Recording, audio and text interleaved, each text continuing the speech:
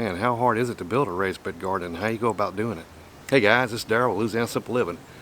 I know a lot of you are interested in a new raised bed garden and are asking some of those same questions. This video, which will answer those questions, supports my goal of getting 1,000 of you viewers go ahead and building a new backyard organic raised bed garden.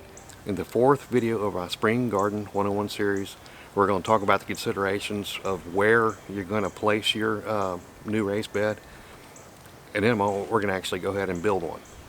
Go ahead and hit the subscribe button, ring the notification bell. Don't want you to miss any of this content going forward.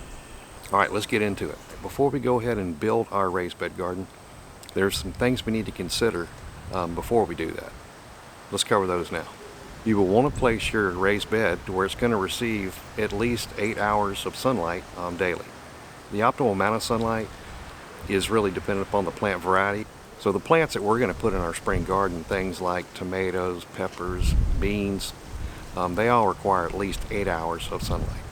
In traditional row gardening, you're pretty much stuck with having to work with the soil that you got there. You can amend it, till it, use a tractor and plow it in basically to get the nutrients and the right kind of soil composition that you need to be successful with your garden. With our raised bed garden, we don't have to worry about that. We're not having to use the existing soil. With raised bed gardens, we actually utilize a prescribed soil mix.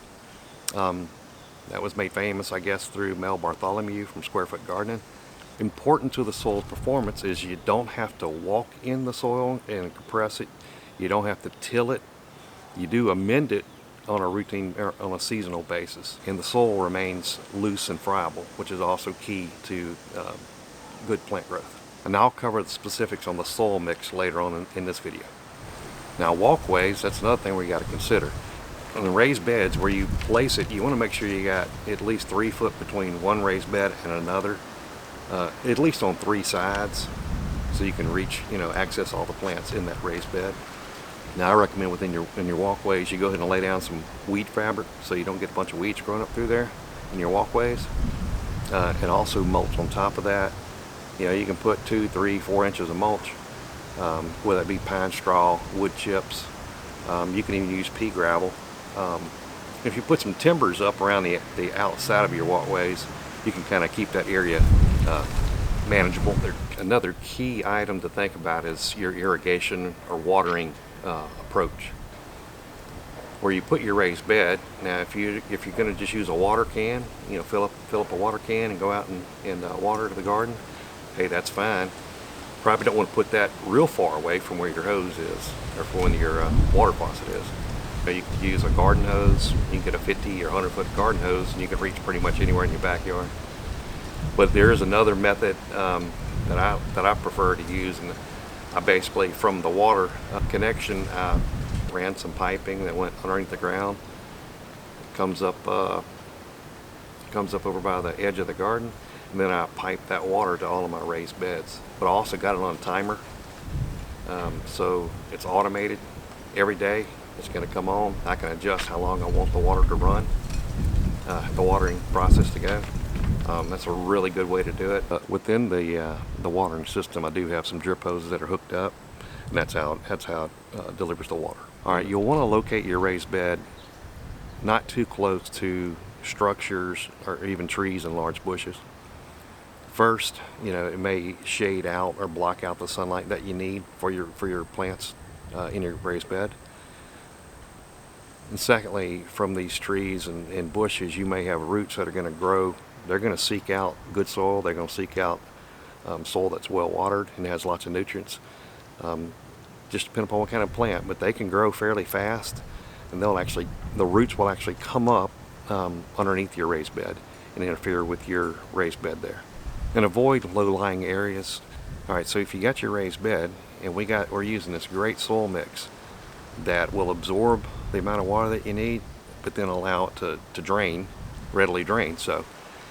But if we put our raised bed in a low-lying area that would collect water, right, it won't drain fast enough, and it could end up damaging your plants because there's just too much water sitting on those roots. So just want to make sure you don't put in a low-lying area for that reason. for a raised bed, one of the considerations is the cost. There is some upfront costs you got to make. So you got to buy the lumber to build the frame, and then all the soil components that go into that. So there's a cost there to getting started. Over time, you have to amend the garden, so you're going to continue putting those same components back in on a season-to-season basis to make sure your nutrients stay where they need to be. So you typically get about 5 years at least out of your boards, and at some point you may have to replace them. But there's a cost up front you're gonna consider. Is it convenient to go tend to your garden, to harvest your garden? The whole point is, now if you're in a backyard like mine, it's not going to be too far from the back door. But what you don't want to do is put it, you know, if you got a huge backyard, you got a couple acres, you don't want to put it back in the South 40. That it's a hike to get out there. And then again, if you're talking about watering, how you're going to water it, you got to consider that as well. Critical to raised bed gardening, getting maximum production out of your plants, is the soil mix used.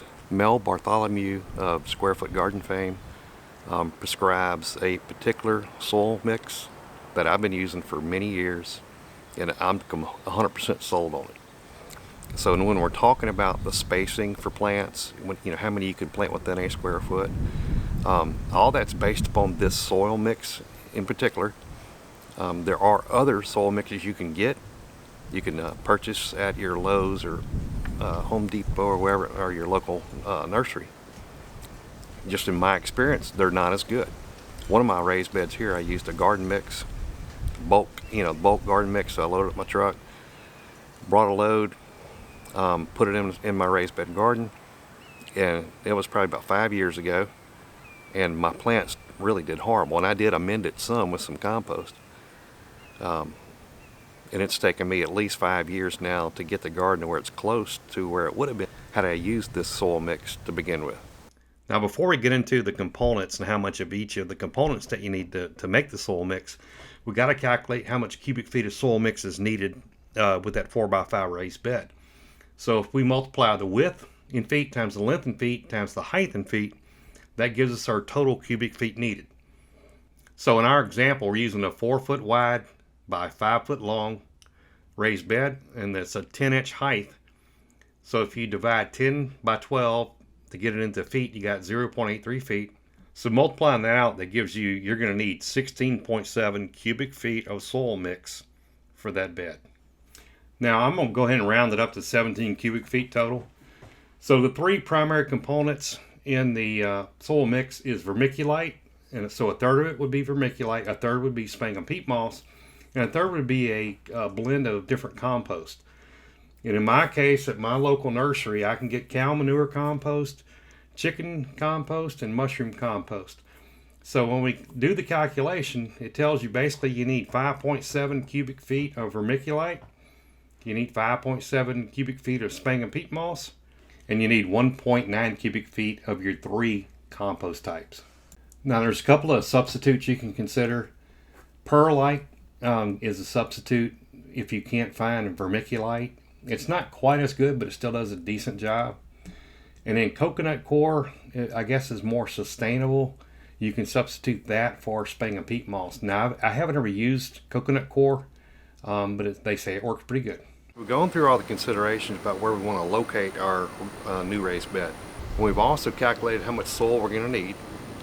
So I've already went and picked up all the soil components and the boards that we needed to build our raised bed. Now, I don't have a lot more area in my backyard that my wife's going to allow me to build a totally brand new raised bed. But what I did is I went ahead, this 4x5 right here, raised bed, the wood was starting to kind of rot on it, and a little piece of it actually broken off. So I decided to go ahead and clear this one off, clear it out, and I'll rebuild a new one in its place. So I've already, again, removed the wood, removed the soil, and I moved it to some other beds, and we'll construct it right here. All right, just following through on the plan that we made in our other videos for the Spring Garden 101 series. We identified we wanted to build a 4x5 bed, raised bed, and I went ahead and cleared this one out here. This was a 4x5 bed. We'll reconstruct it here. We'll actually take the plants that grow from the seed that we planted inside, as well as we will direct sow some seeds out here, and then again we'll transplant those seeds over in here. All right, so let's get started. All right, let's talk real quick about the supplies that we're going to need to do this. 2 each of 2x10. You can get 2 of them 10 foot or get one 10 foot and the other 8 foot, because we're going to cut them in half, right? So we'll have the 5s and the 4s that we need for the frame. You'll need some wood screws, and you're also going to need some weed fabric. One quick point on the existing raised bed that I had, that was one of the ones I originally built. All right, so I basically cut out the sod, the grass that was there. Then I put the weed fabric, I put that down, and then I built my raised bed on top of it. On subsequent builds, I have not put the weed fabric down and actually double dug. So I dug up below where the soil line would be. I've had good luck with carrots. I've had good luck with root crops as well as everything using both techniques. So it's kind of hard for me to say which one is better or not. So again, as an option, you can cut out the sod and then you can double dig and not put down weed fabric. In this case, the weed fabric's already down, so I'm going to use it the way it is. Now the other thing you're going to need is a tarp, because what we'll do is we'll lay a tarp out and then we'll take all the soil components and we'll mix everything up and then we'll transfer it over into the raised bed. Alright, so this is my old raised bed. This was a 4x5. Notice all around it has the weed fabric that I put down. I'm not going to dig that back up. I'm perfectly happy the way it is.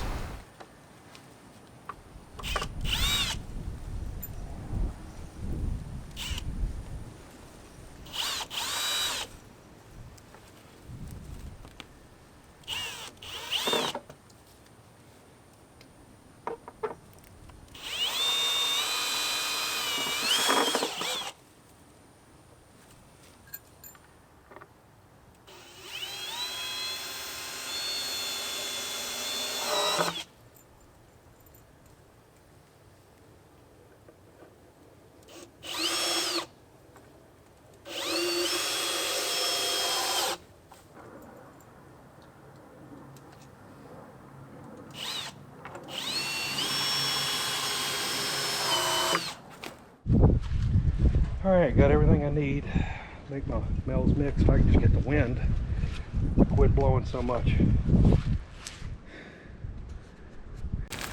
And if you remember the component mix we had, it was around 5.7, around to 6 cubic feet of peat moss.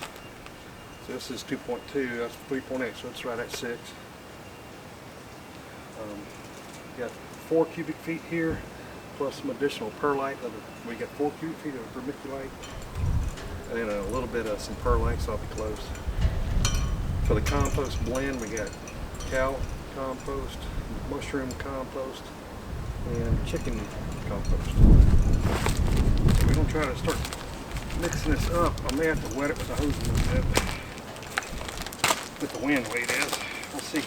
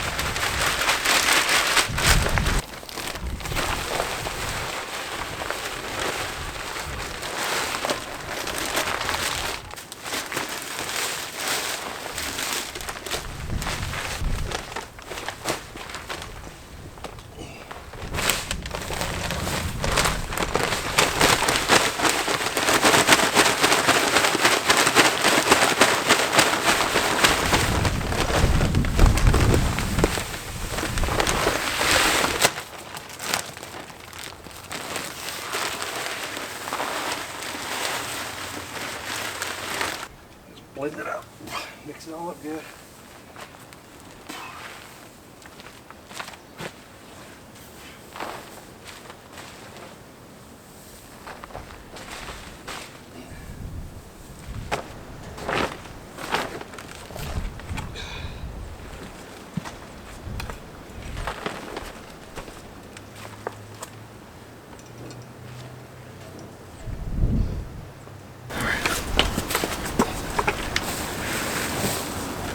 start moving it in here.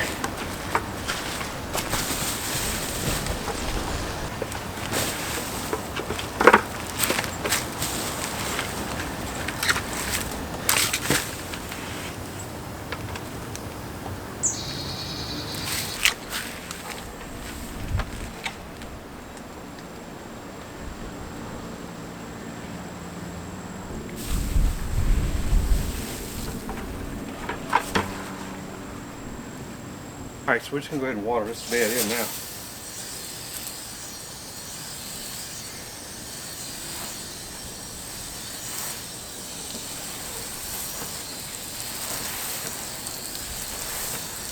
Now this bed will last me for, 5 to 10 years for these boards. I'll amend the bed every season, adding exactly the same 3 vermiculite, sphagnum peat moss, and a blend of compost. Alright, so watered it in. We'll let it sit overnight.